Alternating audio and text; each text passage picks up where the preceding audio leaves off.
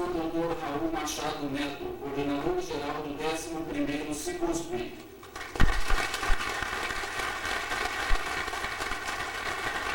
Professora doutora Neide Maria Berton de Franco, presidente da comissão coordenadora local do Cicusp e do CICD.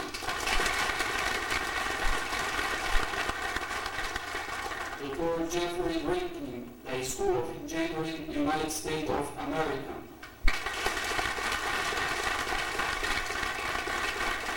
Dra. Linda Taylor, da Ohio State University.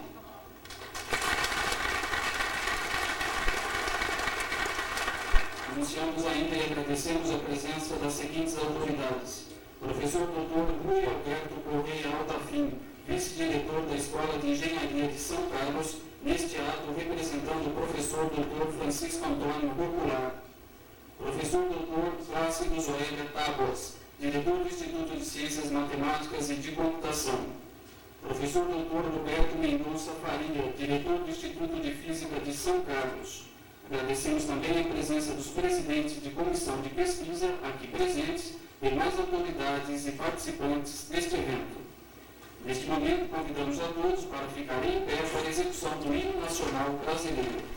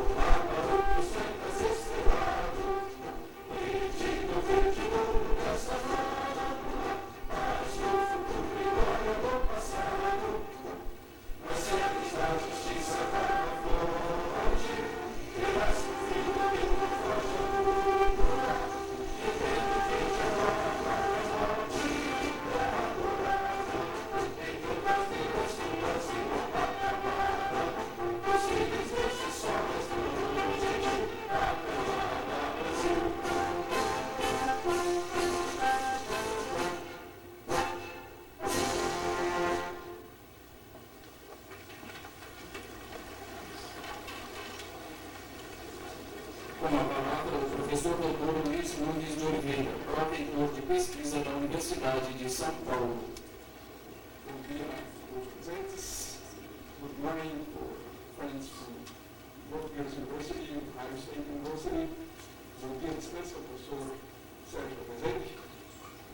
Eu declaro aberta a cerimônia do 11º CIGUSP e do 19º CIC. Para prosseguirmos, ouviremos as palavras do professor Dr. Raul Machado Neto, coordenador-geral do 11º CIGUSP, Simpósio Internacional de Iniciação Científica da USP.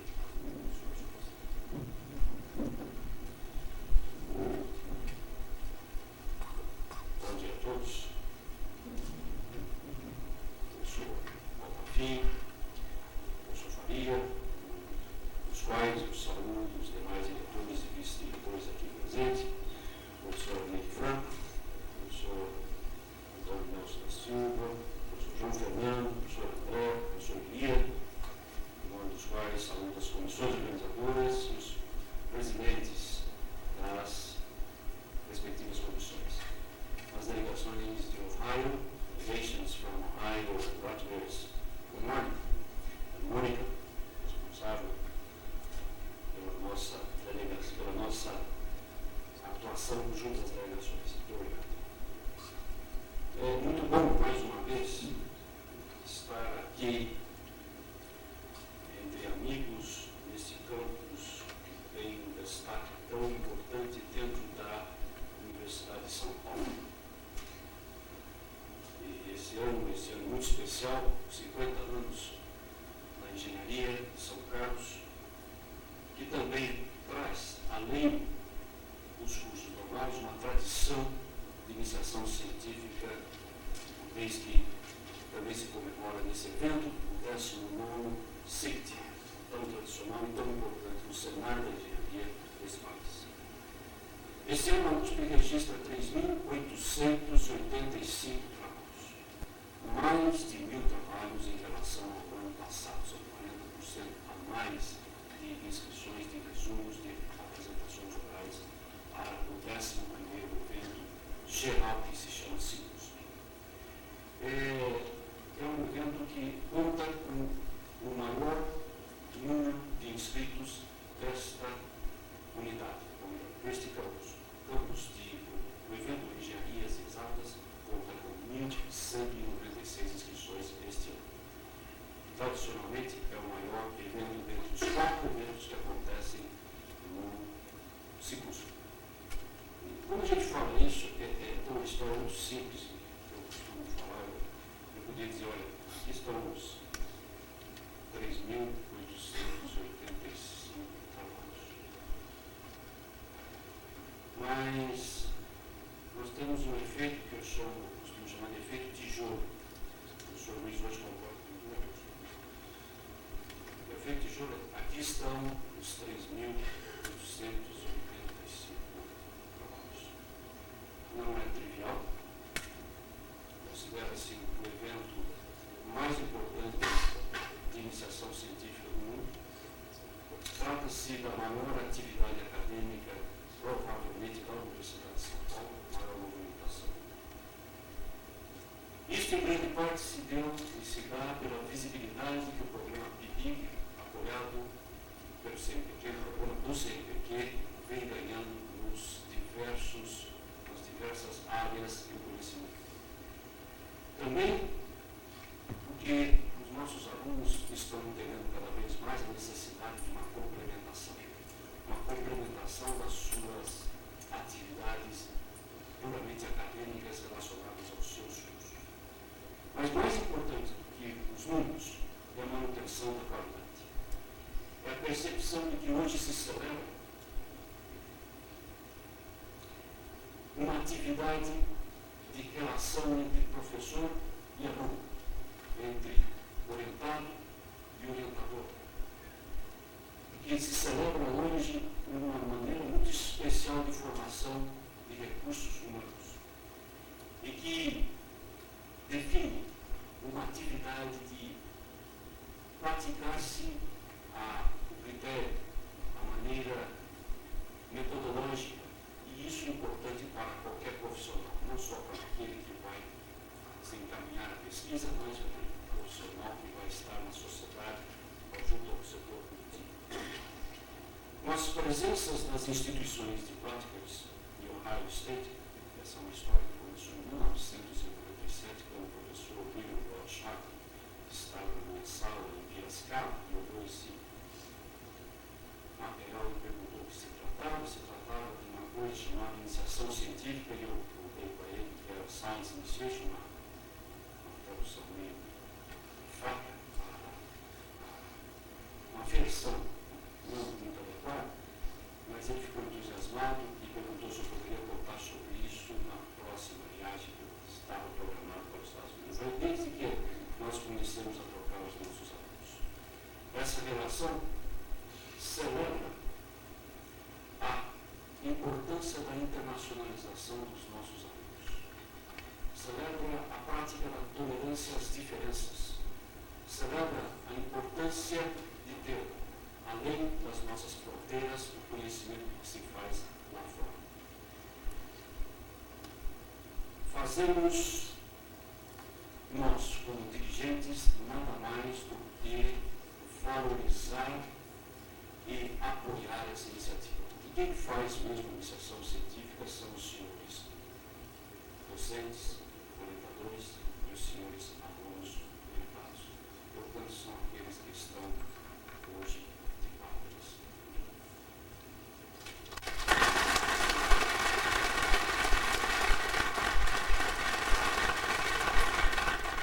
Ouviremos agora as palavras da doutora Linda Hello, da Ohio State University.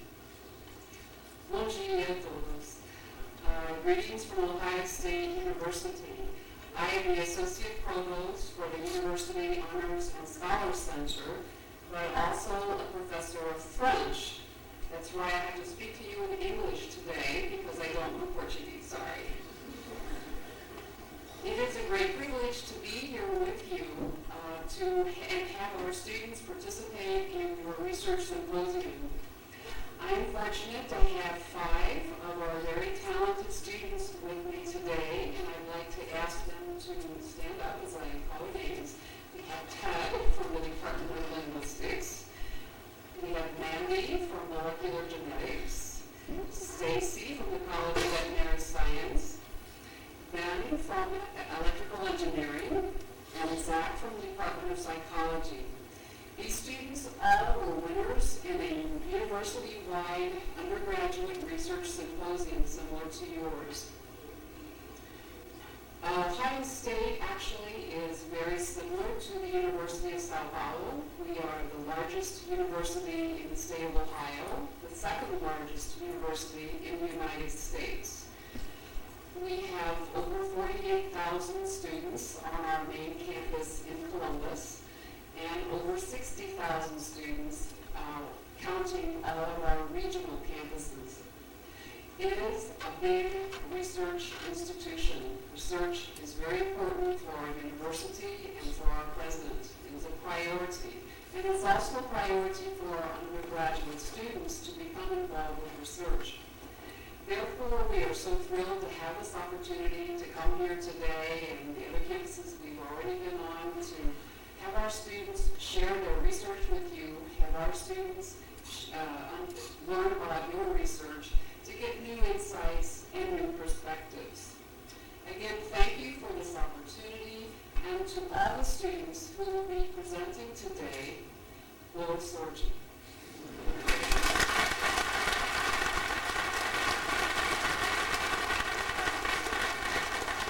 Com a palavra o Dr. Jeffrey Rankin, da School of Engineering. Bom dia a todos, membros da administração da faculdade, os alunos da Universidade de São Paulo. Obrigado pela oportunidade maravilhosa de estar aqui no seu campo hoje e de participar neste simpósio internacional de iniciação científica. Nós celebramos com vocês os seus sucessos, os seus trabalhos, estudos, e aguardamos a conversar mais completamente a respeito dos seus trabalhos durante essa atividade de hoje. Como foi dito, a relação entre Rutgers Jersey, e a Universidade de São Paulo, agora muito bem estabelecida. Nós somos muito contentes que o reitor Dr. Humphrey e outros da administração da Universidade de São Paulo visitaram o Rutgers durante este ano e assinaram um acordo formal juntos com o nosso presidente McCormick, que dá reconhecimento aos nossos esforços recentes de colaboração e dá também ímpeto à expansão desta colaboração entre as universidades. Valorizamos a contribuição da Universidade de São Paulo e o seu papel na educação de nossos alunos. Somos agradecidos também que este valor porque este evento específico é importante, porque devemos cometer tempo, dinheiro, esforço para prover esta experiência a nossos alunos. O mercador norte-americano, David McKay, definiu a educação verdadeira como mais de uma coleção, uma assembleia simplista de alguns fatos históricos, científicos. A educação verdadeira é a adoção de autodisciplina, treinamento da mente e da potência de enfrentar problemas com sucesso. Ela traz ao domínio e alcança a alma. Ela ensina-nos nosso próprio papel como cidadãos de uma sociedade larga, mesmo o mundo inteiro. O tempo de ensinar somente interesses locais, de agir localmente, já tem passado. Os maus resultados e o erro de pensar assim são evidentes em nosso mundo e em nossa comunidade. Devemos aprender outro enfoque, que este eventos como este suporte. Eu cheguei no Brasil como um aluno jovem, tendo 19 anos de idade, a morar no sul do Brasil, com os gaúchos, por 10 anos. Inicialmente, o meu propósito foi dar serviço. Não foi possível ver a influência do meu tempo no Brasil, essa necessaria nos anos que seguiram. A experiência de entrar numa cultura diferente, um povo simpático, vibrante, com desafios semelhantes, mas com perspectiva diferente, mudou a minha ideia de que é mais crítica saber fazer. Minha família agora mora numa área onde também moram algumas famílias imigrantes do Brasil e de Portugal, e nós consideramos conhecê-los com atenção. Eu trabalho com eles. Os meus filhos estudam com eles. Eles jogam futebol com eles. E nós fazemos compras na loja deles que importam nossas comidas brasileiras favoritas. E Guaraná tem uma vida sem Guaraná, praticamente uma vida completa. Nunca um dia passa. Sem a minha experiência no Brasil, dar impacto ao que pensam, ao que digo, ao que ensinam e ao que fazem. Isto é muito importante. Esta será uma semana curta. Os alunos da nossa delegação será uma experiência intensiva.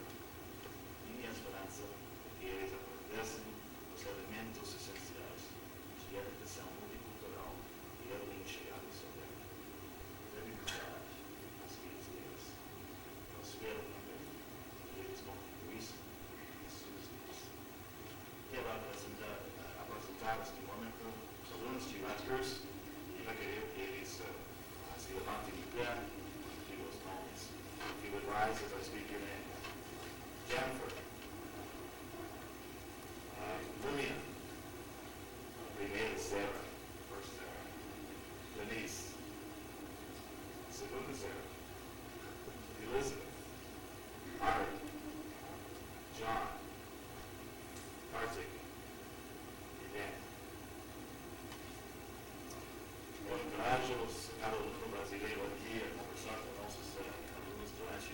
oportunidade de hoje. Não sejam tímidos. Nós somos muito agradecidos por estar aqui com vocês. Também aguardamos com entusiasmo a cidade da Universidade da USP, em New Jersey, e ver nós.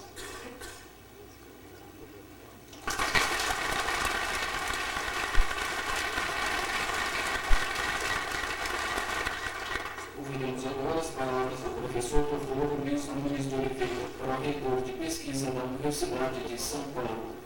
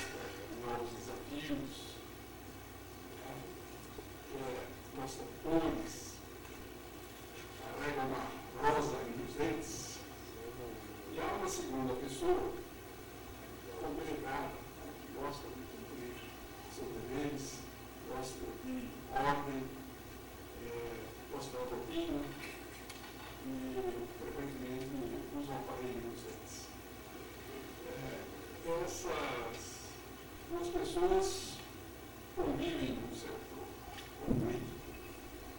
E quando esse conflito é produtivo, dá resultados muito bons.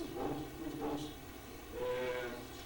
que, em particular, vocês viram isso na palestra do professor Sérgio Rezende, mais antes. Eu acho um excelente exemplo de combinação desse tipo. Agora, o nosso sistema educacional, todo mundo sabe, não funciona muito bem, considerando esses dois lados da personalidade. Toda criança é um aventureiro, ele só tem noção de que existem seus lados, porque as mães que a gente tende a enfatizar. Mas toda criança quer viver naquele mundo, sabe que aquele mundo é divertido. E depois, quando entra na escola, vai descobrindo que o outro lado tem o seu valor e acaba aprendendo que tem um valor que está acima do que deveria ser. Então, a pessoa acaba tendendo a minimizar aquele lado aventureiro. E isso é pelo nosso estímulo de ensino. Eu tenho a impressão que a iniciação científica, mais do que nenhuma outra atividade, tende a reparar o dano que esses anos de educação fizeram sobre todos nós. É uma oportunidade para o lado aventureiro se destacar, uma oportunidade para a pessoa crescer em toda a sua juventude. Eu espero, eu tenho quase certeza que anos adiante, todos os estudantes que estão aqui presentes vão ter a oportunidade de se referir à sua iniciação científica nos termos que o professor Rankin usou para se referir à sua passagem no Brasil. Nem um dia se passa sem que é um termo muito bem escolhido para definir essa função da iniciação científica. Então, nós damos muito valor a essa atividade. O esforço do professor Raul já ficou aqui imenso para contar sobre o trabalho. Eu já dei uma indicação breve disso, mas essa atividade é muito mais detalhada, muito mais trabalhosa do que pode se imaginar. Como outro exemplo, posso dizer que a reitoria está ao caos essa semana, porque a Mônica não está lá, mas achamos que é muito importante que ela acompanhe os nossos visitantes. Então, nós fazemos tudo o que podemos para organizar essa atividade. Eu espero que vocês, hoje à tarde, aproveitem esta oportunidade de conversar com seus colegas, conversar com os visitantes, porque isso é uma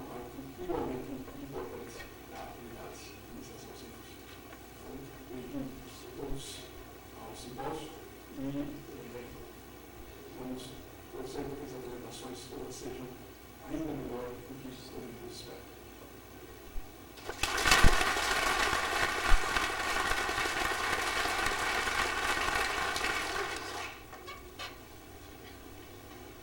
Eu vou interromper um pouquinho o cerimonial, porque há algum tempo atrás, o professor Rui Altafim e eu tínhamos pensado justamente, muito mais do que justamente, em fazer uma homenagem. E nós pretendemos ainda repetir isso hoje, porque cristalizando a pessoa dedicada ao evento CICUSP, nós, para o dia de hoje, indicamos a professora Neide Franco, e para ser algo de uma homenagem a todos aqueles que se dedicam ao CICUSP, especialmente uma pessoa que, depois de ter um aposentado, mudado apenas político.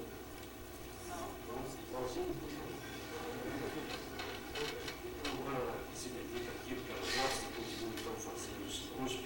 Eu gostaria de passar a ela uma homenagem especial nesses 50 anos e que ela recebesse isso representando todos aqueles dedicados a esse evento que hoje completa a sua 11ª edição. Neide, recebo de todos da administração central, especialmente deste campus, uma homenagem pela sua dedicação ao CICUSP. Obrigado.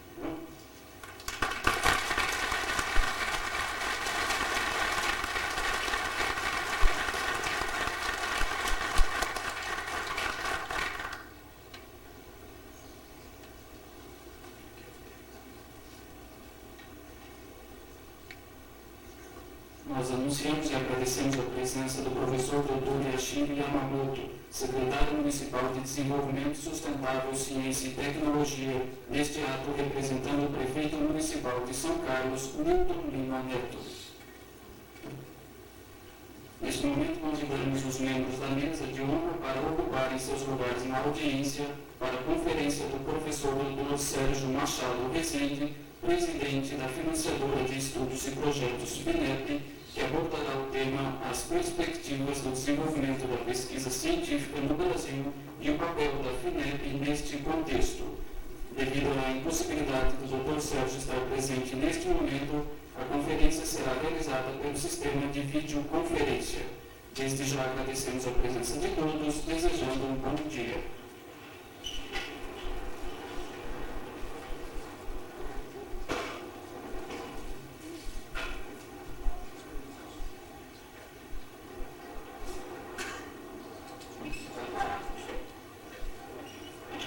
Muito bom dia a todos. Você aí no auditório São Carlos. Eu quero inicialmente me desculpar por não estar presente pessoalmente no evento.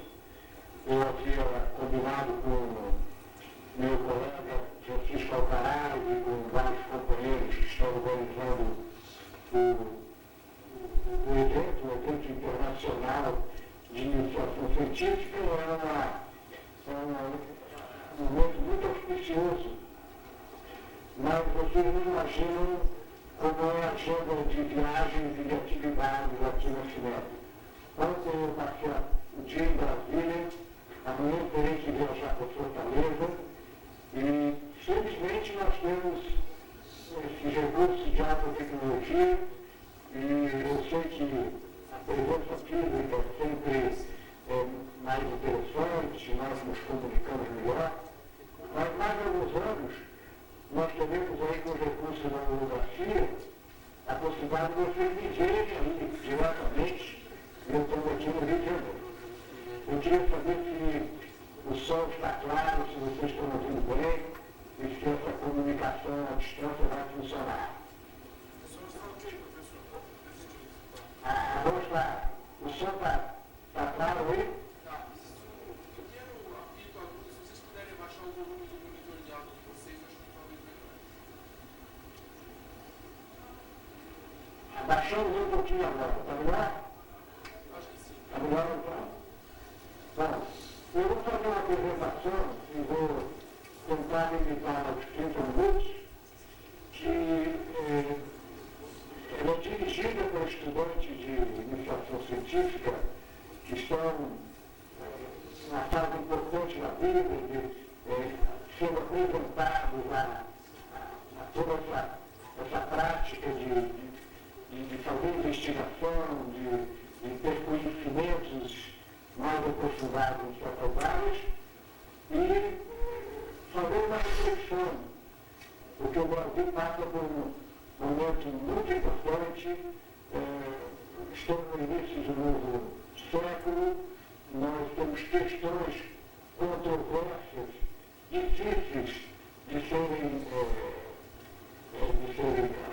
devidamente atacadas, de modo que eu fazer uma apresentação e como congresso, como esse simpósio internacional, eu vou fazer uma comparação com o nosso viver do norte nos Estados Unidos, e eu acho que essa comparação ela é importante, ela faz sentido, é importante que nós reflitamos sobre essa enorme assimetria que existe hoje em termos de desenvolvimento entre o Brasil e os Estados Unidos.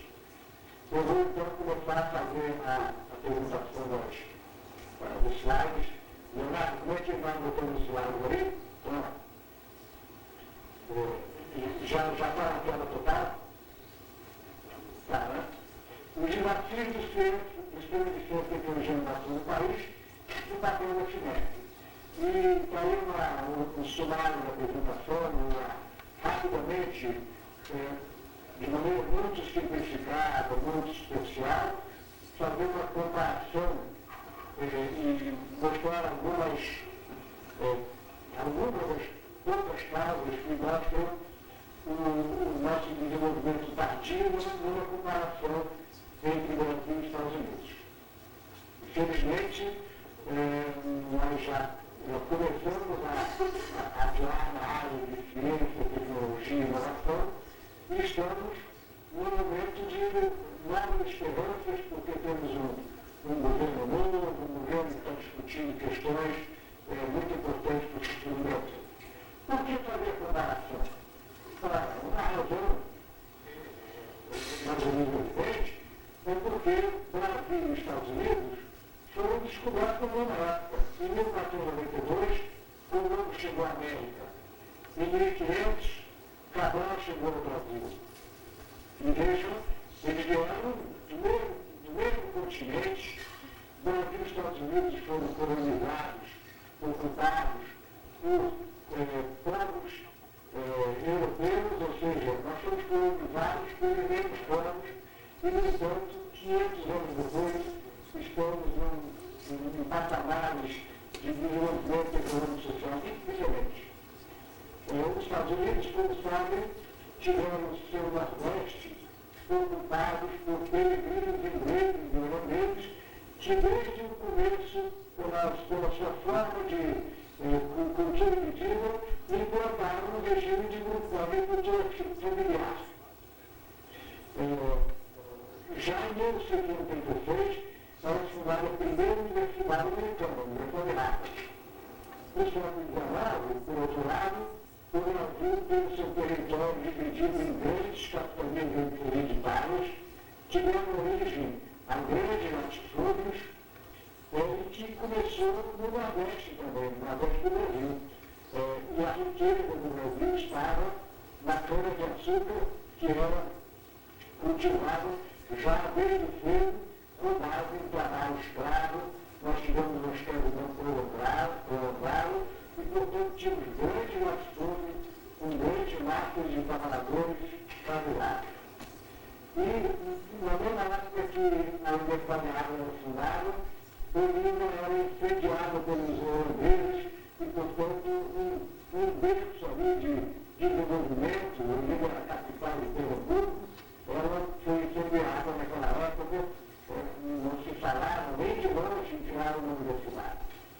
No século XVIII, os Estados Unidos já tiveram o que é considerado o primeiro físico americano, Benjamin Franklin. Veja, Franklin era físico, ele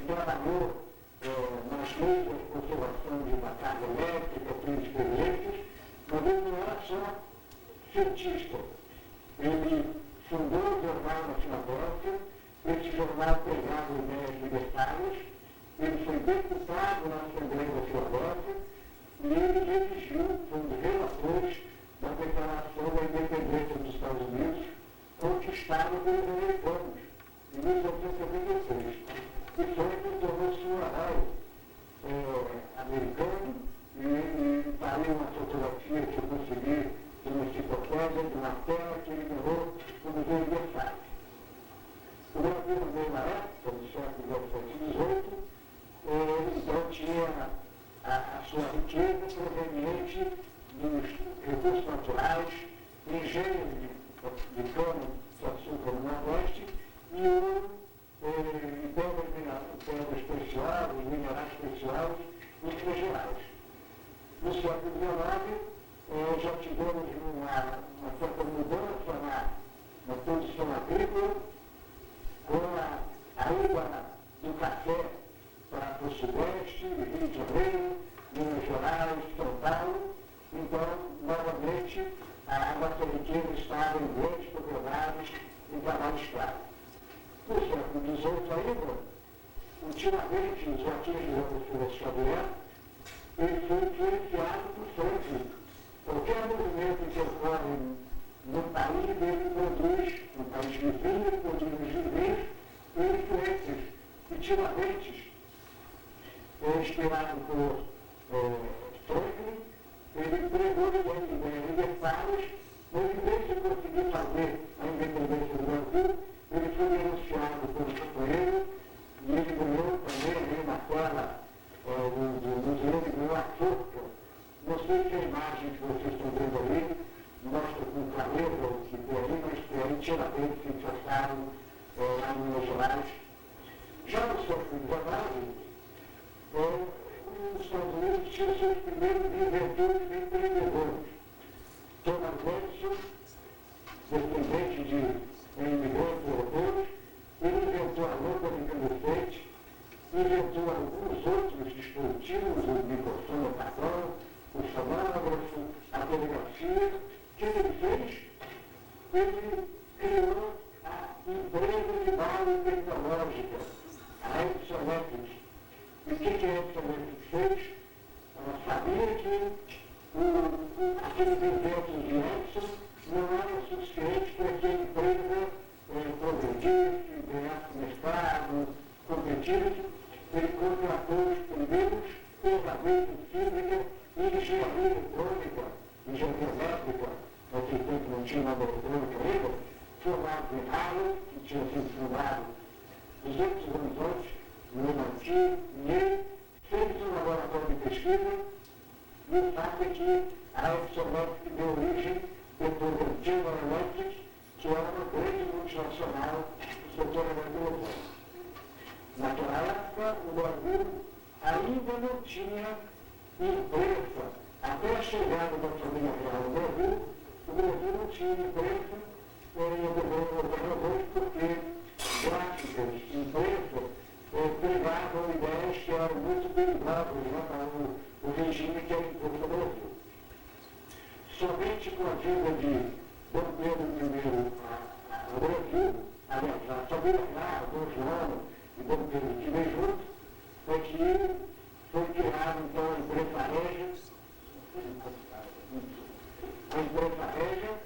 e nós tivemos então o que eu chamo um surto de desenvolvimento consecutivo. Foram criadas várias faculdades e jornados para apoiar a necessidade da classe média, faculdade de medicina, no Rio de Janeiro, em Salvador, a Academia Real Militar, que deu origem à Escola Politécnica, Faculdade de Direito, e aí foram criados, já no final do século XIX, alguns institutos como missões específicas. A Estação Agronômica de Campinas, hoje perto de São Carlos, foi muito importante para que o Brasil conseguisse progredir a produção de café. A estação de Campinas, que deu origem a institutos que tem ainda hoje,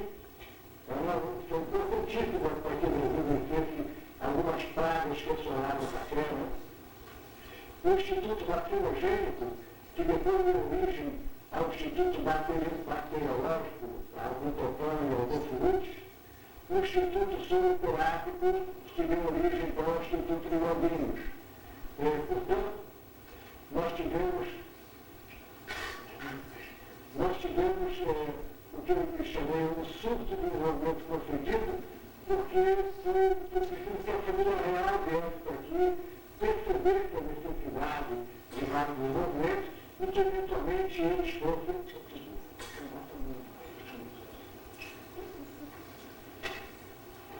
Bem, o fato é que os Estados Unidos e o Brasil chegaram para o Covid com enorme diferença na sua sociedade.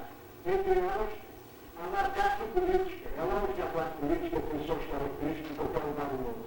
Mas o fato de Benjamin Franklin ter sido político, ou seja, um cientista que foi político ainda no século XIX, faz com que haja certas diferenças entre as nossas classes políticas. O sistema educacional muito diferente também, e diferenças fundamentais entre o setor empresarial. Enquanto o setor empresarial brasileiro era fundamentalmente de origem rural, nos Estados Unidos ele também era de origem rural, mas já havia no século XIX empresas de base tecnológica como a Edison, como a Bell, o telefone fundado por Alexandre Graham Bell e assim por diante. Chegamos ao século XX e aí então continuamos a ter nos Estados Unidos essa prática de inventos levarem à criação de empresas de base tecnológica. Depois se inventou a válvula de Triunfo e propiciou o desenvolvimento do rádio receptor, e Armstrong, que desenvolveu o rádio receptor, o que ele fez? Ele criou uma empresa para fabricar rádios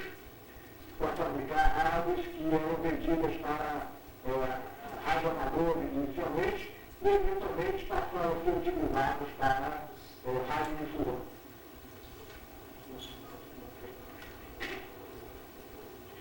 O fato é o seguinte, a tecnologia tornou a América uma potência industrial, mas ela sabia, com base na eletrônica e algumas outras tecnologias, mas a América sabia que para desenvolver ciência era muito importante ter cientistas. E eles então fizeram um programa maciço de importação de cientistas europeus que estavam na Europa numa situação muito complicada por conta das guerras, e eles importaram, entre outros, Albert Einstein, que era o filho da ciência pura. Que os cientistas europeus e americanos fizeram? Criaram um sistema de pós-graduação que veio então massificar o treinamento, a produção, a geração de pesquisadores. E, continuando então, nós chegamos na metade do século XX, quando os Estados Unidos temos já então várias empresas com laboratórios industriais, as universidades formando mestres, doutores e pesquisadores que iam para as empresas, e em 1947, Schottler e Inglaterra, que procuravam, através de dispositivos de estado sólido, algum processo que viesse substituir aqueles que eram feitos nas chaves eletrônicas, já que as chaves eletrônicas eram frágeis, dispendiosas, consumiam muita energia, eles descobriram um efeito pelo qual, através do semicondutor, era possível controlar a corrente do semicondutor por meio de uma outra corrente. Ali no lado direito da transparência, você vê o protótipo do primeiro transistor. Aquele protótipo é um engenho de laboratório, mas ele demonstrou o efeito fundamental, que é o efeito pelo qual funciona os transistores e funciona até hoje. 10 anos depois, o norte-americano Jack Kennedy desenvolveu um processo pelo qual era possível colocar numa mesma pastilha de silício um grande número transistores, diodos e assim por diante. O fato, então, é que o TIP revolucionou a eletrônica. A eletrônica, já com os implementos da microeletrônica, propiciaram 10, 20 anos depois, o desenvolvimento do computador pessoal. O computador pessoal e toda essa parafernália de dispositivos se comunicando através de fibra óptica, de rádio digital e assim por diante, transformaram os costumes da sociedade.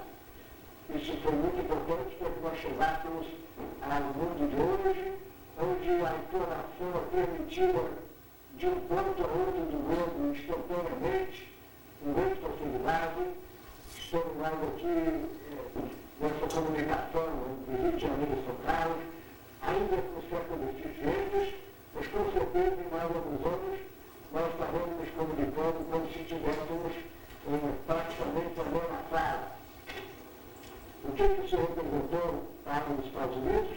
Representou um progresso contínuo de faturamento da indústria eletrônica. O faturamento da indústria eletrônica, só da eletrônica dos Estados Unidos hoje, é da ordem de 500 a 600 bilhões de dólares. É mais do que o PIB brasileiro. Isso apenas no setor da economia. Outros setores, como a química fina, fármacos, a medicina, os componentes eletrônicos e vários outros setores da economia, eles têm como fundamento a ciência.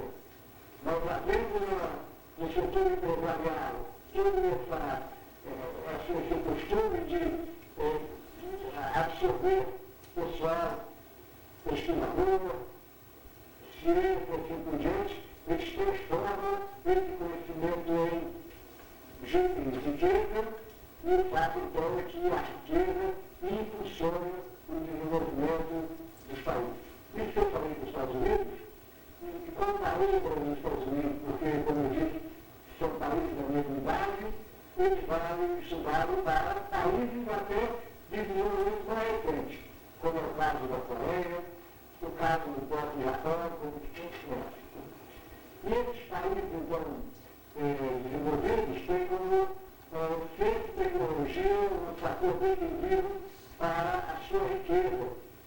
E há todo um sistema montado no qual a pesquisa, ela aumenta o conjunto do conhecimento. Nesse processo de pesquisa, há determinados fenômenos, há determinados processos que dão origem a alguns produtos ou processos de interesse tecnológico. Alguns deles têm viabilidade comercial, e esses que têm viabilidade comercial, então, são de grande interesse de pesquisa em empresas, e eles acabam gerando, então, produtos que são comerciais e que competem no mercado mundial.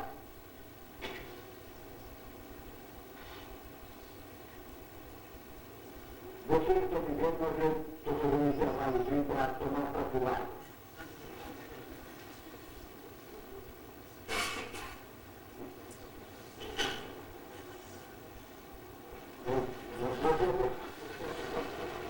Continuando então a nossa apresentação, esses países desenvolvidos têm então um sistema harmônico, com o governo fazendo política ampla em todos os sentidos, fazendo financiamento, através dos seus institutos, fazendo pesquisa, desenvolvimento, serviços tecnológicos, as universidades, fundamentalmente formando recursos humanos, e fazendo pesquisa básica, pesquisa aplicada, alguma inovação, e as empresas, então, constituindo esse critério, fundamentalmente fazendo pesquisa de produtos e fazendo inovação.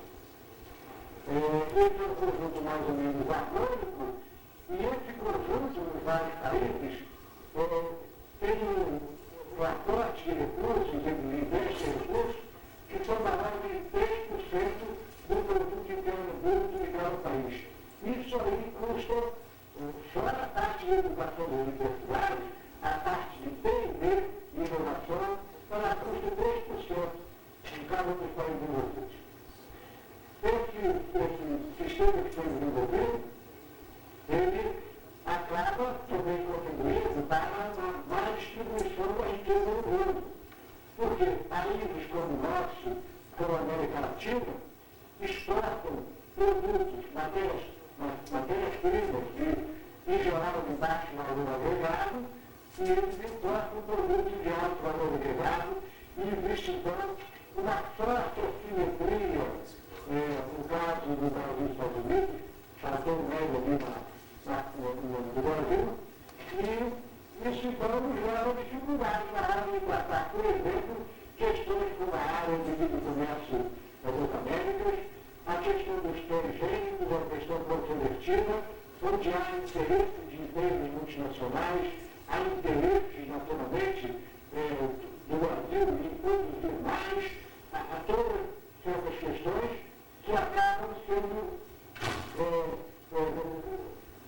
gerando uma certa discussão muito emocional, onde falta à sociedade como um todo, maior conhecimento, a nossa sociedade brasileira, maior, digamos assim, importância a questão de como tratar isso cientificamente. Apesar dessa imagem assimetria, eu costumo dizer, há um anti-estado do que nunca. Nós estamos fazendo avanços na ciência no Brasil, os avanços são rápidos, as consequências dos avanços são grandes para alguns setores, não tão grandes para alguns outros, mas o fato que nós estamos produzindo. Há alguns marcos importantes na história da ciência e tecnologia no Brasil. O primeiro deles foi a fundação do que nós chamamos a primeira universidade padrão do Brasil, a Universidade de São Paulo, da qual o campus de São Carlos é um dos mais importantes. Ela foi fundada, vejam bem, 300 anos depois da Universidade de Harvard. Mais precisamente, 298 anos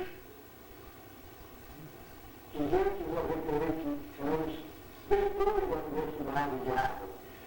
Em 1998, tinha uma criação da Sociedade Brasileira da Ciência, que foi muito importante para contribuir para que a sociedade percebesse a importância da ciência e da tecnologia. Em 1950, tinha uma fundação do INPA, que deu origem então a uma escola de engenharia moderna, e em torno dessa escola de engenharia desenvolveu toda uma cidade. Tudo que é em volta de São José dos Campos atualmente, tudo não, mas grande parte, naturalmente, tem a ver com aquela decisão tomada há 50 anos atrás. Uma decisão muito importante ocorreu no governo do presidente Getúlio Vargas, que foi a criação do CNPq na parte. Mais ou menos na época foi criada a FAPESP. E a FAPESP passou alguns anos sendo organizada, fazendo seu fundo de financiamento, e finalmente em 1982 começou a sua operação. No ator de São Paulo é o estado mais desenvolvido do Brasil. Já havia naquela época o capital gerado na área rural, mas o fato da FAPESP ter sido fundada há 40 anos atrás é um fator muito importante para que São Paulo seja essa potência econômica, social, desenvolvimento social diferenciado em relação ao Brasil, porque a ciência e a tecnologia tem um papel muito importante nesse sentido. Veja, o resultado da ciência e da tecnologia sempre existe um tempo para aparecer anos, dezenas de anos. Agora, se não for tomada a decisão de começar o processo, esse processo não se realiza. O fato do CNPq e da CAPES terem sido criados em 1951 são muito importantes para que o Brasil esteja numa situação privilegiada em termos dos nossos vizinhos que está no dia de hoje. Em 1962, no governo do presidente João Goulart, foi feita uma coisa muito importante, a criação do Fintech no BNDES, que deu origem ao financiamento que permitiu a institucionalização da pós-graduação no Brasil. Vários institutos foram financiados inicialmente, depois do BNDES. Foi percebido que o BNDES tinha certas limitações para a sua operação em termos de financiamento em tecnologia, e daí então foi criado a FINEP. Em 1978, tinha uma reforma do sistema universitário brasileiro e com a criação do tempo integrado. Até 1968, os jovens que estão nessa sala, para mim não ter essa informação, até 1968 não havia regime de tempo integrado dos professores. Os professores iam às universidades, iam às faculdades, davam as suas aulas e aí não davam para as suas empresas ou para as suas casas, porque não havia incentivo salarial para que eles pudessem fazer pesquisa na universidade. E, portanto, a universidade não era realmente uma universidade, era uma escola do Paquistão. A reforma universitária, em toda a reforma que houve em torno do Ministério da Educação, foi muito importante para que o Brasil tivesse um sistema nacional de universidades. Hoje, em cada estado da federação, existe uma universidade federal. Nos estados menos desenvolvidos, o papel da Universidade Federal é muito grande. Alguns de vocês talvez não tenham clareza nessa definição. São pessoas formadas nas universidades federais, cada vez mais com mestrado, com doutorado, que vão ocupando, por exemplo, posições nos governos dos estados, em empresas mais importantes, e há em todas as universidades todo um processo de desenvolvimento bastante diferente do que seria se não houvesse as universidades. Finalmente, como marcos importantes, tivemos a criação da FINEP em 1967, que foi feita por José Peluso Ferreira, que foi a mesma pessoa que havia criado o FINTEC no BNDES. O José Peluso Ferreira, que nos deixou há 12 anos atrás, foi um brasileiro notado que teve a percepção do BNDES que nós não conseguiríamos fazer desenvolvimento se não tivéssemos formação de pesquisadores no sistema de ciência e de tecnologia.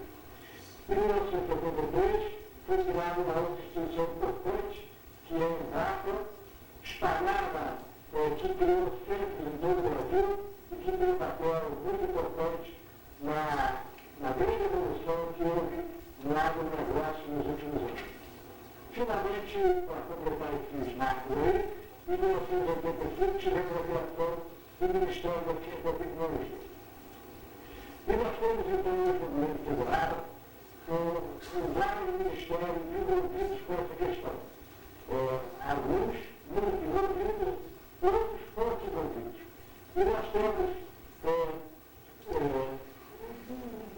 digamos assim, bandeirinhas gerais sobre a ciência e tecnologia no governo federal, o Conselho Nacional de Ciência e Tecnologia, o CCT.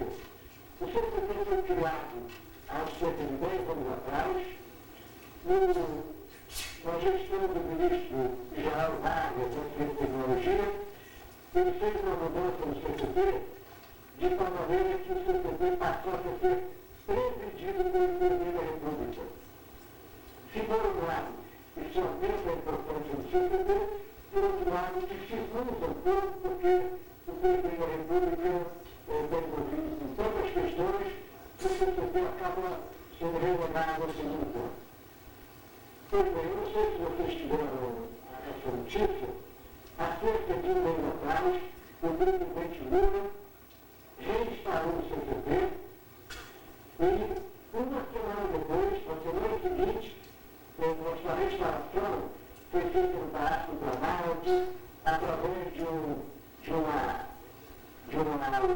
evento importante, um evento onde estavam vários ministros, muitas pessoas da comunidade científica, científica empresarial, mas ele provocou uma reunião de trabalho seguinte, esteve presente nessa reunião durante 3 horas, discutindo então alguns problemas grandes e estabeleceram e criaram várias subcomissões de trabalho. Essas subcomissões estão trabalhando e o CCP poderá finalmente exercer a comissão que nós estamos, o papel que nós estamos querendo ver como condutor das diretrizes gerais. Nós temos então nesses vários ministérios que têm alguma em ciência e tecnologia. O Ministério da Ciência e Tecnologia, ele tem várias unidades de pesquisa, ele tem o CNPq como agências de financiamento. O Ministério da Educação tem as universidades federais, tem escolas técnicas e tem a CAPES, que também financia diretamente a graduação. O Ministério da Agricultura tem a Embrapa, que é a maior importância no sistema produtivo e de ciência e tecnologia brasileira. O Ministério do Comércio precisa dar mais atenção a esta área e ele começa a fazer isso. O INEP, que é o Instituto de Metrologia, começa a ter um papel mais importante em termos de nível de ciência. Hoje existem algumas pessoas lá, como o físico João Jornada, diretor de desenvolvimento de metodologia científica, que está levando físicos, químicos. O INEP hoje está empregando pesquisadores com mestrado, com doutorado, e as pessoas que têm uma certa vontade para a metrologia não devem deixar de procurar o INEP. O Ministério da Saúde tem a Fundação Oswaldo Cruz, criada no começo do século XX, e que tem um papel muito importante nessa área. O Ministério do Meio Ambiente ainda tem um papel pequeno, mas deverá ter um papel maior. O Ministério do Meio Ambiente tem o INCA e o CBA, que tem um papel muito importante como representante. O Ministério das Comunicações não chega a ter um agente de ciência e tecnologia, mas ele gerencia o Fundo das Telecomunicações, que é o Fundão, e portanto ele começa a ter uma participação maior em todas as questões de ciência e tecnologia. Esse sistema de voluntário, ele tem então propiciado um aumento coletivo das bolsas de estudo, de pós-graduação, de pesquisa, e eu mostrei uma fotinha ali o conjunto de bolsas de investigação científica. Isso é um processo privilegiado no Brasil, é o país do mundo único que tem um sistema amplo nacional de bolsas de pesquisa de investigação científica. É comum em vários países bolsas, salários para estudantes, por exemplo, ajudar no ensino. Mas eu não conheço outro exemplo, pelo menos que a dimensão tem no Brasil, de um sistema de bolsa de investigação científica. E o fato de nós termos, como vocês estão sabendo ali agora em São Paulo, um simpósio que é internacional, que tem convidados internacionais, participantes internacionais, discutindo essa questão, eu acho que é uma importância. Por quê? Porque vai na direção de nós despertarmos mais vocações para a pesquisa, para que nós possamos ter um sistema de ciência e tecnologia muito maior do que temos hoje. Tem esse gráfico que mostra o aumento contínuo de doutores formados no Brasil. Nesse ano de 2002, o Brasil está formando cerca de 6 mil doutores. De vez em quando, alguém manifesta preocupação de que tem doutor demais, não tem tempo de doutores das universidades. Bem, essa deve ser uma preocupação, mas eu acredito o seguinte: felizmente nós estamos formando 6 mil doutores. Por quê? Porque o Brasil está, na minha visão, no início do processo, de um novo processo de desenvolvimento. E na medida que esse processo vem a corpo,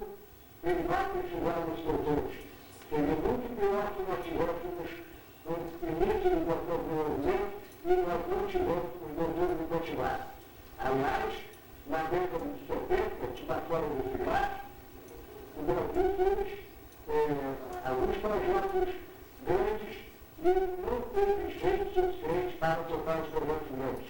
De modo que hoje nós temos, talvez no sentido da situação diversa, muitos doutores e todos os projetos, mas eu tenho consciência de que os projetos estão sendo elaborados, estão sendo eliminados, e nós, brevemente, faremos essa máquina de doutores. A produção cientificamente e continuamente, o Brasil já produz hoje quase 2% da produção mundial de artigos. Se nós somarmos os valores que estão mostrados nesse gráfico aí, que são de revistas indexadas, a produção nacional em revistas não indexadas, por exemplo, que ocorre na área de ciências humanas, sociais, economia e assim por diante, nós praticamente chegamos a 2% da produção mundial, que é um número importante, porque o nosso número padrão é 1%. Nós temos 1% do comércio mundial, 1% do PIB, 1% disso daquilo, mas nós temos 2% da produção mundial. O Ministério da Ciência e Tecnologia tem as suas unidades espalhadas em todo o país e tem, por exemplo, uma unidade aí perto de São Carlos, que é um exemplo de laboratório nacional. A maioria das unidades do ICP foi criada há muitos anos e elas não têm o espírito de uma maneira geral, estou falando de uma maneira geral, não tem o espírito que tem o Laboratório Nacional do Espírito, que desde que foi criado com o espírito de ser um laboratório para utilização nacional. Esse laboratório tem um comitê de usuários, o comitê de usuários decide a programação com que o laboratório vai ser utilizado e, muito importante nesse processo, é que toda a sistemática, todo o processamento foi construído ao longo dos anos e o projeto do MNF é um projeto nacional. Ele foi feito por físicos, químicos, engenheiros elétricos, eletrônicos e mecânicos nacionais. Naturalmente, com grande colaboração internacional. Qualquer área de tecnologia, a colaboração internacional é importante, a participação de consultores estrangeiros é importante, a compra de materiais e equipamentos que estão sendo importantes, mas o básico é que o projeto e o núcleo da construção sejam nacionais. E o MNF é isto. Aqueles realizados que não tiveram oportunidade de visitar o MNF, fazer para a distância, não deixe de fazer isso, porque ele dá orgulho. Qualquer brasileiro que entra no MNF sente orgulho de ter um produto genuinamente nacional e que é o único laboratório desse tipo que existe no hemisfério sul. Nós temos vários exemplos de resultados econômicos importantes da tecnologia. Por exemplo, a Embraer, hoje uma empresa privatizada de capital nacional, a Embraer estabeleceu licitações em qualquer lugar do mundo para os aviões da sua categoria. Mas é muito importante notar que a Embraer é resultado de quê? É resultado da existência de uma escola de engenharia, o IPA, em seus habitantes, e da associação com uma empresa pública, a Embraer. A Embraer foi a pública e o IPA tiveram o que nós temos hoje, que o Occidente ajudou nisso. O Occidente financiou o desenvolvimento do avião Tucano, fizeram a atividade da Embraer, e a Embraer, como eu disse, estabelecendo licitações em todo o mundo. Um exemplo importante, também envolvendo uma empresa pública, em associação com universidades, a Petrobras e a COP do Rio de Janeiro e a PUC, eles desenvolveram, as crianças também contribuíram para a banda, COP e a PUC, e para um projeto específico, para o fato do Brasil ser hoje detentor da tecnologia, da melhor tecnologia do mundo, da exploração de petróleo em águas profundas agora suficiente de fora. E, finalmente, eu vi o Embrapa. A Embrapa, criada na década de 70, instalou centros, unidades de pesquisa em todo o território nacional. Tem a Embrapa em Santana, a GIAE, que foi criada por inspiração do nosso colega Sérgio Mascarenhas, o Sérgio Mascarenhas que foi fundamental para que São Carlos chegar, porque o que é hoje um grande banco de movimento, pelo que ele fez pelo Instituto de São Carlos, pelo que ele fez com a criação da Universidade Federal, Sérgio Mascarenhas também foi importante para a criação da unidade da Embrapa em São Carlos. A Embrapa instalou centros em todo o Brasil, e o fato é que o Brasil hoje tem como negócio o seu maior nível de exportações, e o Brasil é o maior produtor mundial de açúcar, de suco de laranja, de café, e tudo isso a tecnologia é importante. Se nós não tivéssemos tecnologia, não teríamos vencido a praga da ferrugem do café, e o Brasil não seria o maior produtor mundial. Se nós não tivéssemos, se o Brasil não tivesse desenvolvido a tecnologia de fixação da bactéria na raiz da soja, nós não teríamos tornado um grande produtor mundial de soja. Ora, há 30 anos o Brasil não produzia soja era para a Argentina, nos Estados Unidos, nós somos o segundo maior produtor mundial de soja. Segundo maior produtor mundial de carne bovina, de frango. E tem pesquisa, viu? A Cimeca acabou de aprovar, tem aprovado, financiamento para empresas que desenvolverem tecnologia nessa área. Por exemplo, a Sadia Perdidão tem programas de pesquisa em desenvolvimento de tudo que tem a ver nessa área, e eles têm empregado mestres, doutores e assim por diante. Mas o fato é o seguinte, mesmo com os avanços das últimas décadas, os efeitos econômicos e sociais pelos efeitos de geração foram ainda reduzidos pela dimensão do sistema de tecnologia do Brasil e para as nossas potencialidades. Onde estão os problemas? Alguns problemas, mas ainda precisamos aumentar o sistema como um todo e tem o problema de que, de uma maneira geral, as empresas não fazem ciência, tecnologia e inovação. Eu estou falando de gerais. Como eu acabei de mostrar, algumas empresas públicas fazem. Várias empresas privadas também fazem. Mas isso não vale para o sistema empresarial como um todo. Vamos falar agora, eu já estou me aproximando do final da apresentação. O Ministério da Ciência e Tecnologia ele tem suas diretrizes gerais, inspiradas, ditadas, deveria ter pelo Conselho de Ciência e Tecnologia. Ele tem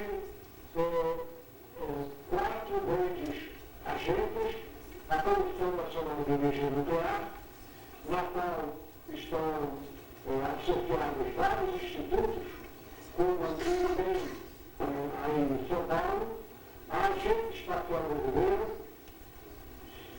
Tem várias unidades de pesquisa, totalizando 22 doutoras, o MNLS, como eu falei lá na delas, e tem o CNPq e a FINEP como agente de fomento.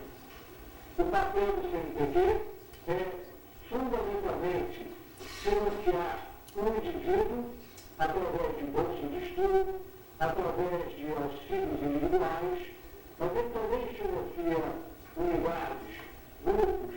O CNPq produz o programa PROMET, ele produz o programa Instituto Mineiro e ele também financia instituições. Mas o foco dele, basicamente, é para pesquisadores, pequenos grupos. Nos últimos anos, ele constituiu algumas redes de pesquisa que são importantes. E a FINEP, por outro lado, a financiadora de estudos e projetos, que eu tenho a honra de dirigir há cerca de 9 meses, a FINEP só financia instituição, de 2 maneiras diferentes. Ela concede créditos a empresas, ela funciona como um banco, e ela também financia de maneira não reembolsável a instituições sem fins lucrativos. Os três instrumentos financeiros da FINEP, eu acabei de mencionar dois, um deles é o financiamento não reembolsável com recursos da FMCD, que hoje são formados basicamente pelos fundos setoriais, e crédito reembolsável, empréstimo, para qual nós usamos recursos próprios e também usamos repasses do Fundo Nacional de Desenvolvimento e do Fundo de Apoio ao Trabalhador. Hoje nós temos alguns novos instrumentos, como capital de risco. O capital de risco é para investir em empresas de base tecnológica. E estamos construindo um mecanismo de fundo de amparo. O fundo de amparo ele tem como objetivo fazer com que o conjunto de empresas tenham apoiando o conjunto, um fundo, de tal maneira que quando alguma delas quer tomar recursos do Estado, ela oferece como garantia para o empréstimo recursos do fundo de amparo. De modo que, se ela tiver problemas, o fundo de amparo, que é uma espécie de seguro, cobre então a dificuldade de pagamento de reembolso dessa empresa.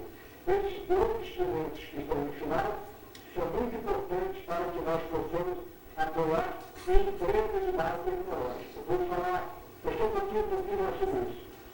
Os fundos setoriais foram criados nos últimos anos, eles são resultados de uma engenharia política financeira muito competente da gestão do ministro Ronaldo Schwarzenegger, liderada ou executada pelo doutor professor Américo Pacheco, aí da Unicamp.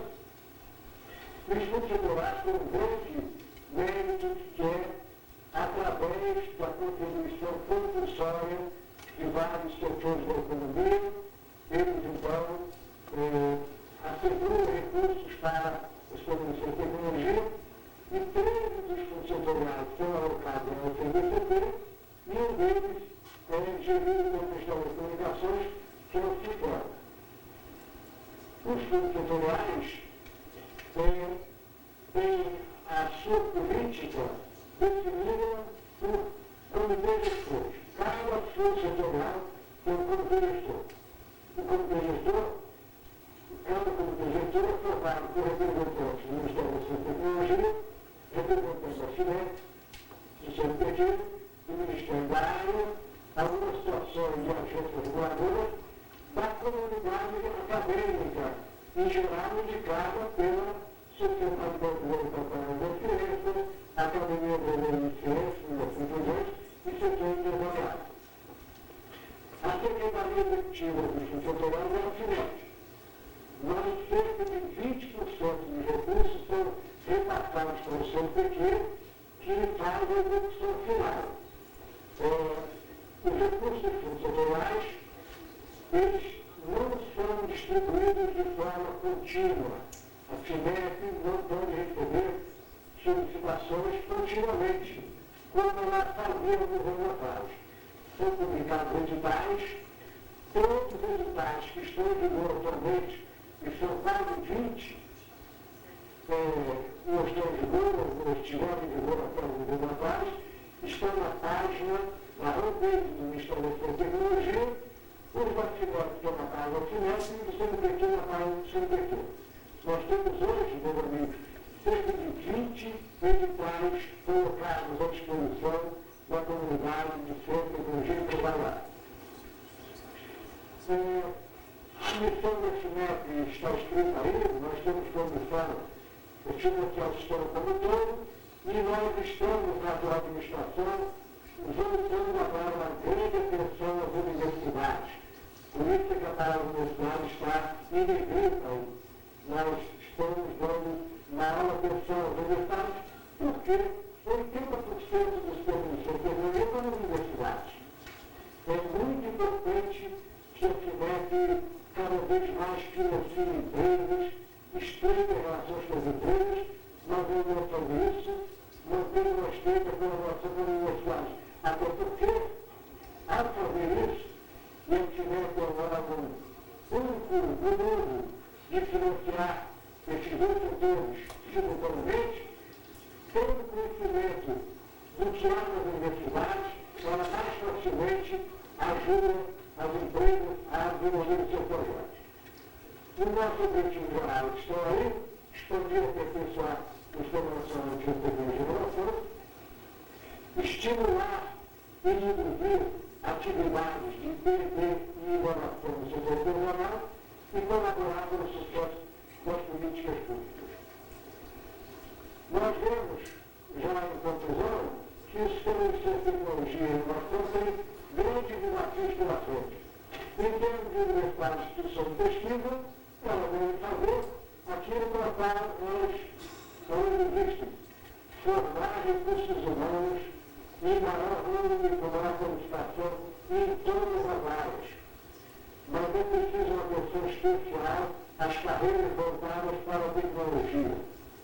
Isso porque o Brasil está formando muito menos engenheiros do que ocorre nos países que têm mais desenvolvimento tecnológico. Eu tenho a impressão que, vocês sabem, nós formamos hoje mais de 90 mil advogados por ano e formamos menos de 20 mil engenheiros. É muito importante formar advogados, mas é muito importante formar mais engenheiros. Nas universidades e nas instituições de pesquisa, é muito importante melhorar a qualidade da produção científica, para que nós possamos competir nessa prova do conhecimento.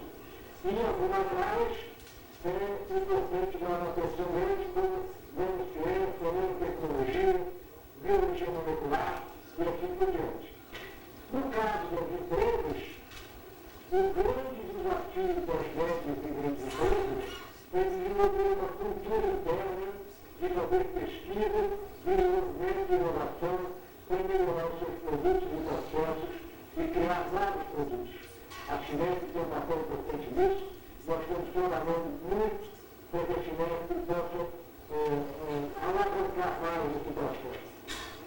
Nas micro e pequenas empresas, que não têm condições de ter os seus próprios laboratórios de pesquisa, o meu desafio é desenvolver parcerias com universidades e institutos tecnológicos para que elas melhorem o seu produto do processo. E aí, as universidades têm um papel importante que é de dar mais, que tem em torno delas, desenvolver programas de extensão, de apoio ao pequeno produtor, à pequena empresa, etc.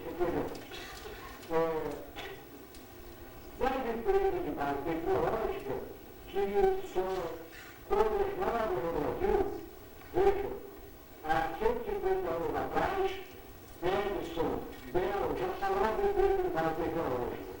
No Brasil, isso é um assunto dos últimos 10, 20 anos. As empresas de base tecnológica, elas precisam, são empresas que já têm uma base de tecnologia, mas têm grandes dificuldades em sobreviver, ganhar mercado, e nós precisamos multiplicar essas empresas para que nós possamos criar toda uma nova geração de empresários e empreendedores de tecnologia. O empresariado nacional ele é conservador de uma maneira geral, porque o capital vem do campo e, em geral, não tem esse conservador. Nós precisamos multiplicar aos milhares de empresários tecnológicos. Eu convido vocês a entrarem na página do Cinep para tomarem mais informações sobre o que nós falamos. E eu quero dizer a vocês o seguinte: dentro de 2 semanas, a página sofrerá uma mudança visual bastante substancial, vai se tornar mais amigável, mais clara. Agora, a página de hoje já tem uma inovação em relação a de 6 meses atrás. Se vocês entrarem na página do Cinep hoje, vão ver a relação de todos os projetos que nós pagamos esse ano. Reservando o projeto, usando a instituição, a data do pagamento, o valor do pagamento. vai na direção de tornar a FINEP mais transparente, mais eficiente, e na forma de tornar ela transparente é mostrando o que nós estamos fazendo. Mas eu vou mandar o último slide para encerrar. E é uma boa notícia. Enquanto em 2002, no ano passado, o total do desembolso dos fundos federais do FNCC foi 316 milhões de reais, este ano a FINEP está autorizada a desembolsar 505 milhões de reais.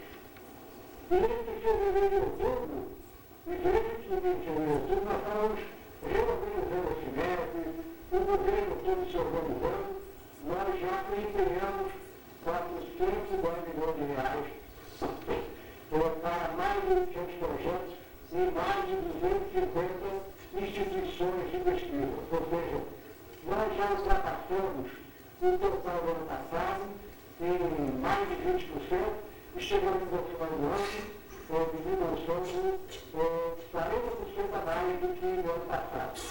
O orçamento do próximo ano teve uma crescimento real de 20%, mas nós estamos trabalhando para que boa parte da reserva de contingência dos fundos federais seja liberada de tal maneira que nós possamos ter ainda um aumento muito maior do que tivemos esse ano. Muito obrigado a todos vocês.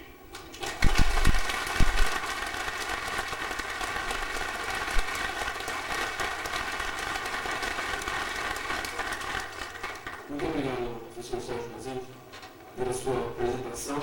Eu gostaria de abrir a palavra à plateia nossa para, no caso de haver alguma pergunta. Nós temos aqui na sala, eu creio que umas 150 pessoas, e entre elas, além dos diretores dos institutos do campus, o nosso proreitor de pesquisas, os representantes das universidades americanas, nós temos também a presença dos alunos de iniciação científica, que são os nossos melhores alunos na área de exatas, que é justamente a área a área de desenvolvimento que o país precisa. Então, eu tenho certeza que alguns desses alunos brilhantes vão ter alguma pergunta para fazer para o senhor. Mas para que não fiquem no vazio por enquanto, então eu vou começar fazendo a primeira pergunta, tá? O senhor está me ouvindo? Perfeitamente. Tá bom. Eu achei a sua apresentação muito madura, muito boa, com uma visão muito clara dos problemas que nós temos no nosso país, que vem de uma evolução histórica.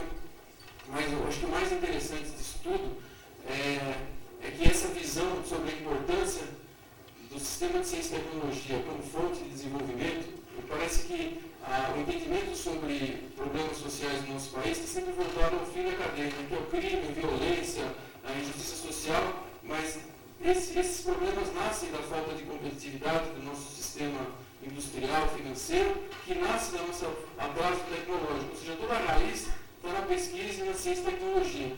E eu sinto que existe uma falta de esclarecimento a respeito dessa cadeia, da importância dessa cadeia, conforme o senhor explicou, tanto no que se refere ao público em geral, como alguns segmentos do governo. Como é que o senhor enxerga que o Ministério da Ciência e Tecnologia poderia promover mais um entendimento claro de que a raiz dos nossos problemas está nesse atraso e que ciência e tecnologia é uma prioridade? Não vamos fazer universidades, não vamos fazer mais cadeia, pelo menos para o futuro. O Ministério da Ciência e Tecnologia, em si, tem dificuldade sobre isso, porque o Ministério da Ciência e Tecnologia, digamos assim, é um ministério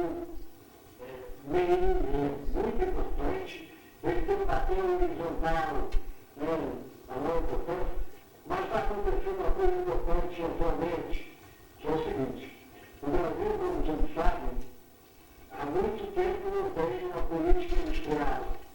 Ele teve uma política industrial nos anos 70, uma política industrial nos anos 80, com dificuldades, porque fez um mecanismo de proteção da indústria nacional exagerado.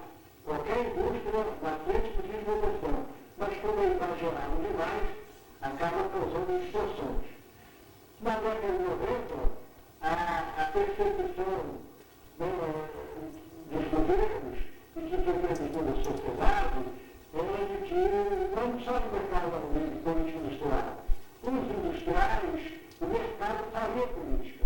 E hoje para politicar os dois, que seja. Então a questão é a seguinte: há uma política industrial em discussão no governo e o melhor de tudo, ela não chama política industrial, ela chama política industrial e tecnológica. Ou seja, o núcleo do governo incorporou uma parada tecnológica. Essa política industrial está sendo comandada por 4 ministérios e ela tem um comitê executivo. E a FINEP atualmente faz parte do comitê executivo. Essa política industrial vai ser anunciada nas próximas semanas e ela então vai lançar as bases para todo o processo de desenvolvimento industrial.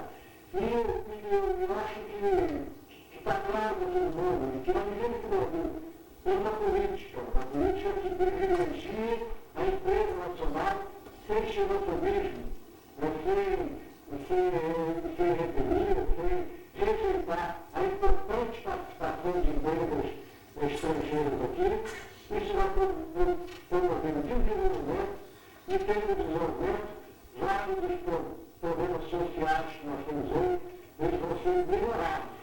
Mas nós vamos ter de repente, nós vamos ser melhorados, eu estou absolutamente consciente desse rumo.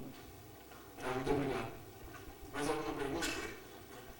Quem quiser fazer uma pergunta, é só vir até aqui, por favor, temos uma pergunta.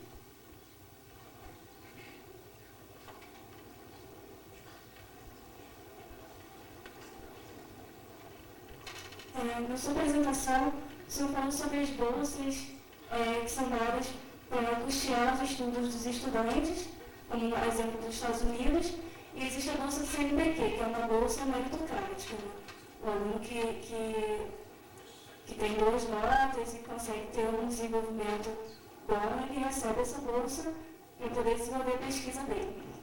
E a minha pergunta é, como o Ministério da Ciência e Tecnologia poderia atuar junto com o Ministério da Educação para que a gente conseguisse popularizar um pouco esse sistema de bolsas e retirar um pouco das mãos de uma elite estudantil que recebe essas bolsas para fazer sua pesquisa e que, na verdade, parece que isso pode ser reproduzido sempre, né? Porque são os estudantes que têm mais condições de apresentar uma pesquisa razoável e de que forma poderia ter essa atuação junta e, em conjunto, promover uma política de assistência estudantil que fosse mais eficaz para que essas bolsas de fomento à pesquisa pudessem ser distribuídas de uma forma mais igualitária.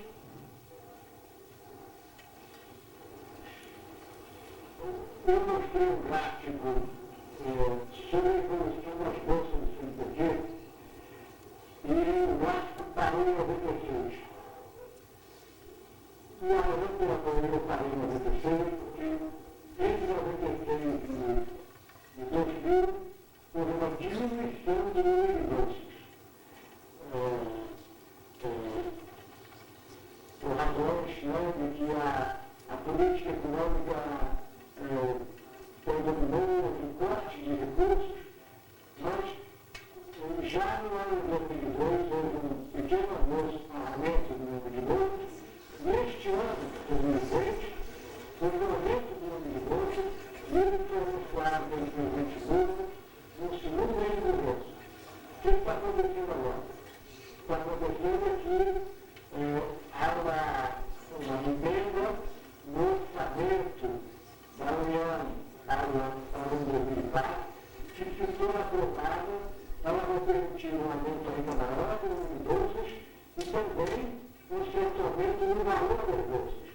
As bolsas do CNPq e da CAPES estão congeladas há muitos anos, elas ficaram atrás em termos de valor das bolsas da CAPES, mas há uma decisão do Ministério da Ciência e Tecnologia de aumentar o número de bolsas e aumentar o valor das bolsas. Agora, este ano, aconteceu uma coisa importante, que já está em vigor. Foram criadas bolsas para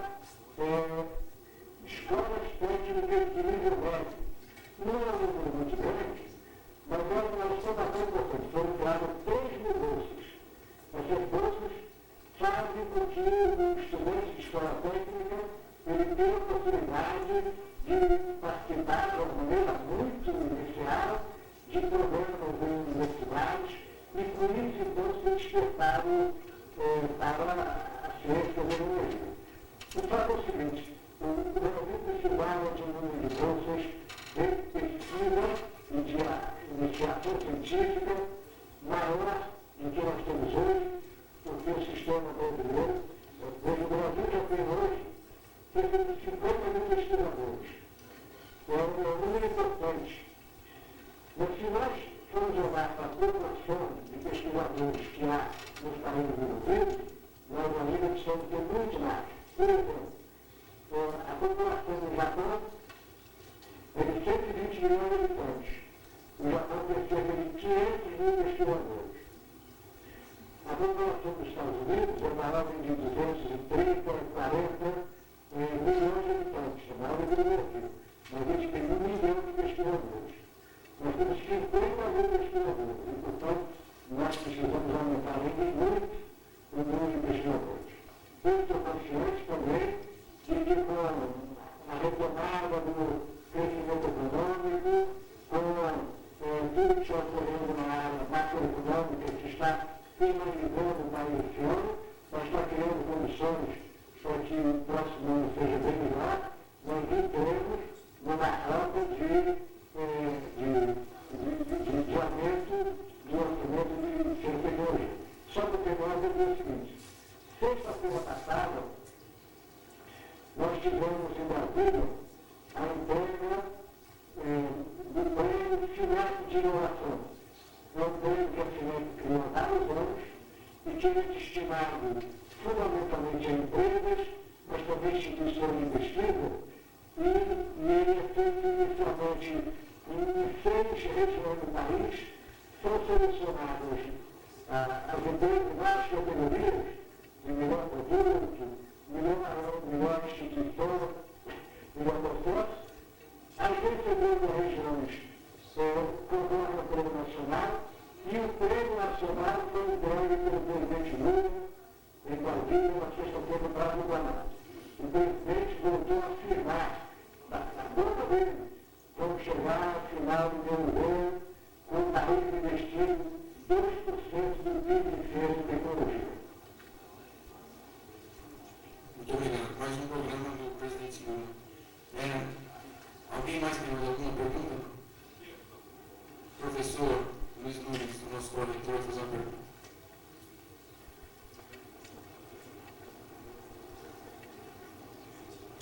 Sérgio, inicialmente eu gostaria de cumprimentar a sua palestra, muito ilustrativa para todos nós, e eu queria me referir aqui a um assunto que é muito importante para São Carlos. Nós agora temos uma oportunidade áurea neste campus, ou melhor dizendo, nessa cidade, porque nós estamos começando a abrir um segundo campus, que é próximo do campus onde nós estamos, e que tem uma área 2 vezes maior. E a universidade resolveu que, em lugar de simplesmente replicar a estrutura já existente no atual campus, esse novo campus seria um lugar para iniciativas inovadoras de várias naturezas. E um dos pilares dessa proposta é a criação de um centro voltado para a interação com o setor empresarial. Então, há uma proposta já concreta de elaboração desse centro, conta com a experiência de diversos grupos, aqui citado pelo professor João Fernando, que tem uma ampla atividade nessa área, que poderia então dar uma contribuição decisiva para esse programa que nós entendemos que é muito importante para a situação do país está. Eu queria saber como que a FINEP poderia nos ajudar nessa iniciativa. Muito uma satisfação, em primeiro lugar, vê-lo ali nesse evento, ter você como pró-reitor de pesquisa da Universidade de São Paulo, e a FINEP vai ajudar da forma que ela puder. Eu queria chamar a atenção sobre a questão da operação das finanças dos fundos setoriais, mas eu disse que cada fundo setorial tem a sua política definida pelo comitê gestor. A FINEP é apenas um participante do comitê gestor. A FINEP, infelizmente, hoje não tem recursos que ela possa, sobre o qual ela possa decidir o que fazer por conta da conta. Mas se há uma coisa que nós queremos fazer nos fundos setoriais e que estamos conversando, tentando convencer o comitê gestor do Fundo Regional desde a Maranhão, é o seguinte: é apoiar iniciativas e universidades que visem explicitamente aumentar a interação com o setor produtivo. Além de ser muito interessante que um dos projetos que está em andamento no momento ali em São Carlos é o Parque Tecnológico, é o estudo de habilidade do Parque Tecnológico. É muito importante, eu não estou acompanhando os detalhes, que esse Parque Tecnológico já tivesse uma associação com esse campus e que fosse uma primeira semente e mais da FINEP, eu pessoalmente tenho o máximo interesse em apoiar essa iniciativa, porque eu disse anteriormente que o grande conhecimento, todo o sistema de ciência e tecnologia brasileiro está nas universidades. E é natural que seja assim, porque é uma questão histórica. Ele começou na universidade há 50 anos atrás, tem que estar. E nós temos que continuar para a universidade. Agora, na medida que as universidades tenham se dispõem a contribuir para o setor empresarial, aumentar toda a sua atividade de PV, e ela contribui para a criação de novas empresas para a tecnológica, a FINEP tem o máximo interesse em apoiar, e você pode continuar, porque eu posso contar com o meu empenho pessoal nessa direção. Muito obrigado.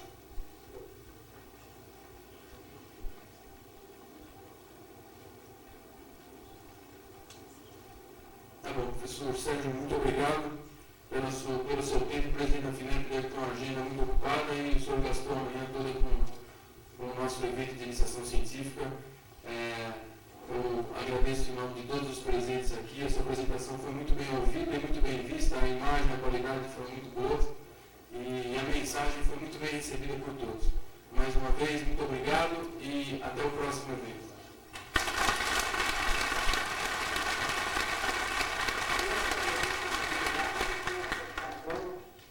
E faremos outros eventos se houver oportunidade. Muito obrigado. Bom dia a todos.